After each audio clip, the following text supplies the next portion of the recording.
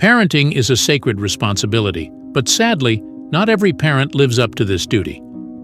In these 6 cases, law enforcement officers found themselves face to face with parents who had failed miserably in providing a safe and nurturing environment for their children.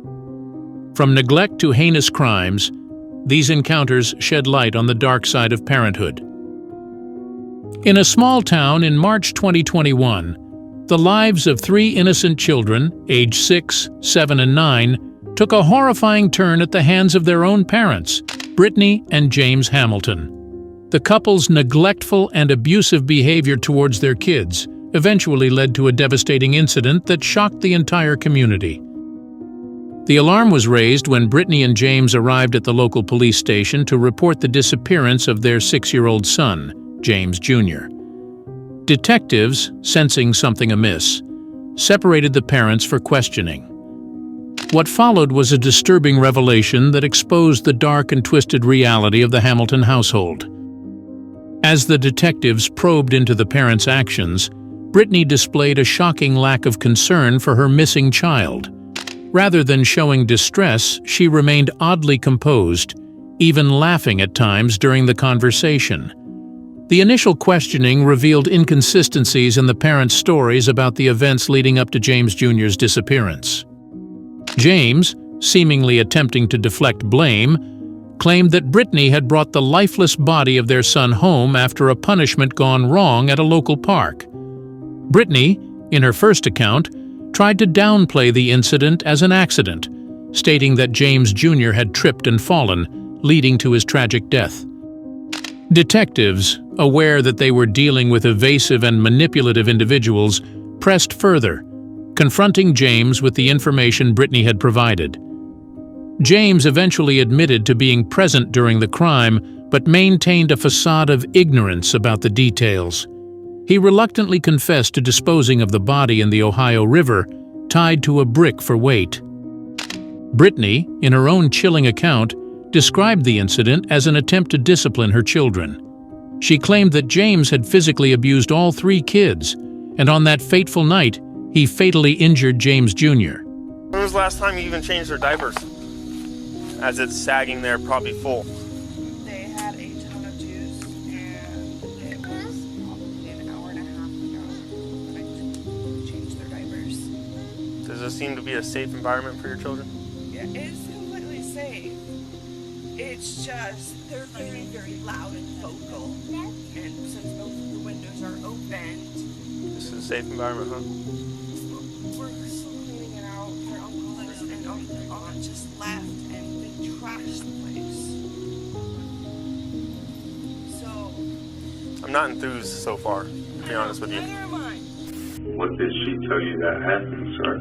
Well, I know that he's dead, and I know that his body's somewhere, and I need to figure out, I'm wanting right now to recover his body is really important to me, because it gives closure to both of you guys.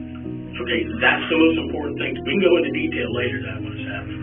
Okay, because surely she's smart enough to tell you, even if you weren't with her. Well, it was around about 8:30 this morning. I woke back up with everybody, and we all went looking again, and we couldn't find him nowhere. We came here. What's your gut feeling of what you think happened to little James? I don't know. I'm hoping he's somewhere there in the neighborhood hiding. Does he have any friends that he hangs out with? None I'm aware of. Does he have any of the parks that he likes to go to? Does little James get any more or less trouble than the other 2? They all get Right. about the same. They're all close to the same age. They all, yeah, okay. So, I know James does like being mean to them, so taking their toy away. all little James. Yes, not that. I got you. How about I just say my son? Get that over. All right. Yes. Okay. That was her idea, sir. Okay. So she brings the body home. Is it in the bedroom? And then what happens? Even if you yourself went out totally by yourself and got rid of it. Why? Because from what you've said, and please correct me if I'm wrong, Okay. James told you, I want the kids gone, I don't want to see them no more. Yes. When you loaded up in the car, with the kids.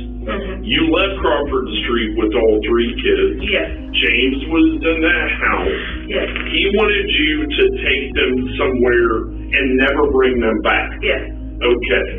So you're confused. You care about James. And I also you care about James. Okay. I didn't even open my driver's door. I just climbed around. She opened the side slider door. Grabbed his feet, I grabbed his shoulders. Nothing I'm aware of, sir. I mean, as soon as we let him go, I jumped right back in the van. When we got going some, she looked at me and said, I heard him hit. Kind of giggled about it even. Right.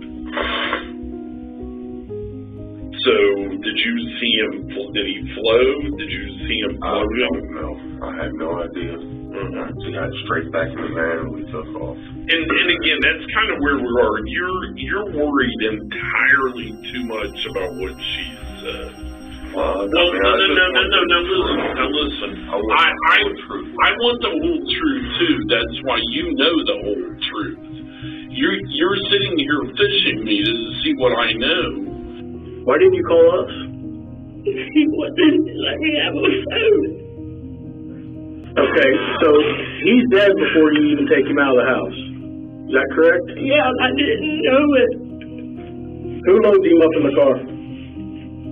So he didn't walk to the car. The kids, like, basically helped him to the car.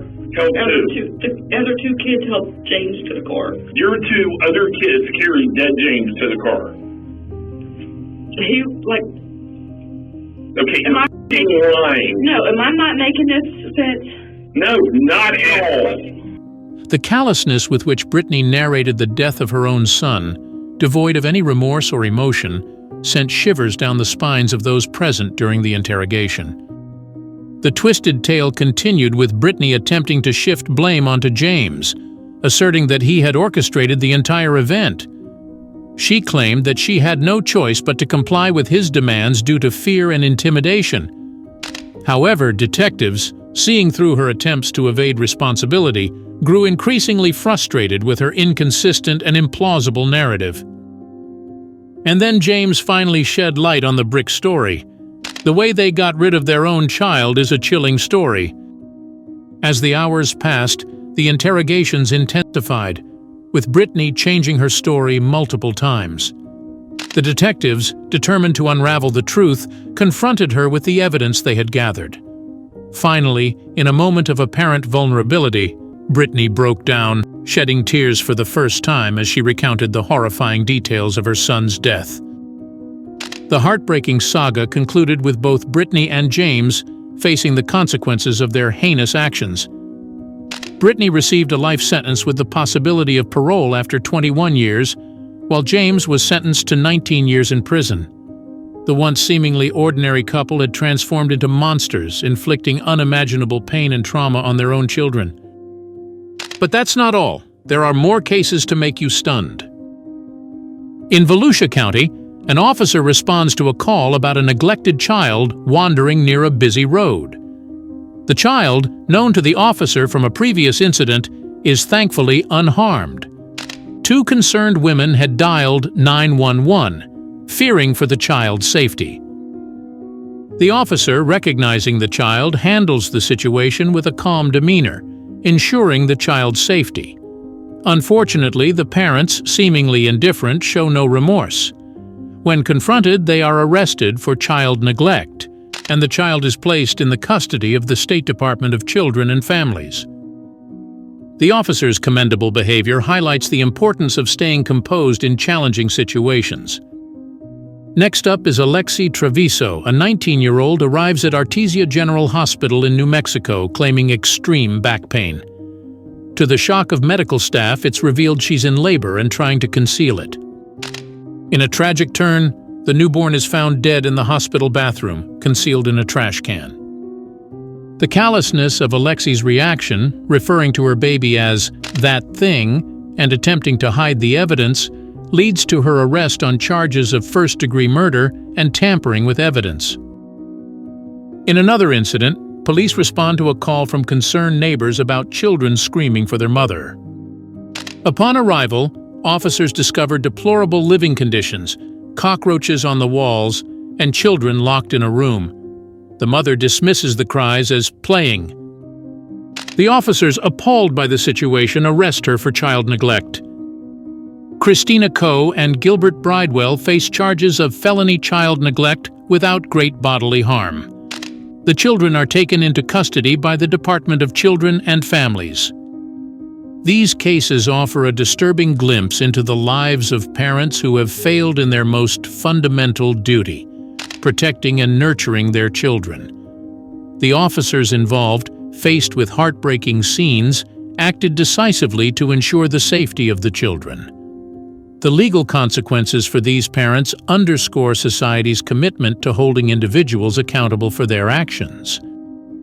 These cases serve as a chilling reminder of the existence of true evil within our midst, even in the seemingly ordinary corners of society. It underscores the importance of vigilance and intervention in cases of suspected child abuse, as well as the crucial role law enforcement plays in uncovering and bringing justice to such heartbreaking situations. Recognize me? No. You don't recognize me? I was here last time when this happened. You remember that? Yeah. And your son today was in the street, walking out on US 1, and luckily some nice ladies saw him and stopped before he got smushed by a freaking car. You know, what were you guys doing in there? We were just sleeping. Just sleeping? Yeah. Absolutely is. Come here. Thank you. Oh, you poor little diaper. Absolutely. Let me pull my car in here.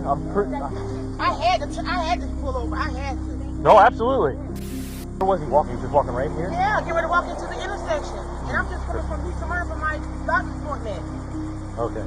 It's freaking me out. Would you mind giving me a written statement about what exactly happened? Okay. I definitely will. Come on. Step out of the car. Put your hands behind your back. I've had enough of this without both of you. What? So you're arrested? You both are getting arrested. So get your kid dressed. For what? Child neglect. Why? Come on. What do you mean, why? Have a seat in the back of my car. I've had enough of you guys. Sit in the back. Get in there. Door. Finally, we got her to open the door, and there was blood everywhere. She was cleaning it up. Okay. So we took her back to the room, and I was afraid that she knew she was pregnant. She had done something to herself. So the doctor started doing an exam on her. We had the lady come to clean the bathroom. She put the baby in the trash can, and then she put another clean liner over the top of it. Oh, wow. Okay. So when they looked in there, there was no trash in there, but it was underneath the clean bag. The baby's dead. Okay, we have him in trauma too, but she killed the kid. Yeah. How old was the baby? I don't know. It's full term.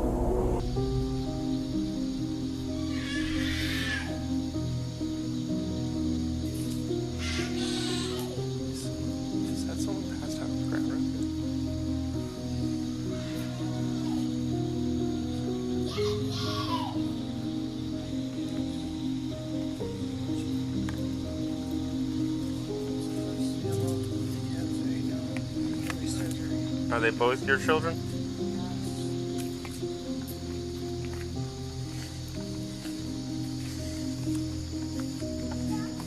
Based on our findings tonight, okay, we do have probable cause to make the arrest on both of you. Okay? It's just not fair to what's happening with these kids. Alright, so both of y'all are going to be going to jail tonight for child neglect. Okay, DCF has obviously custody of the kids, and they're going to be staying with your sister, cousin. Is that what it is? Hopefully you guys are able to get out tomorrow and get back to your baby. Yeah, but what? We have no money. I have no family.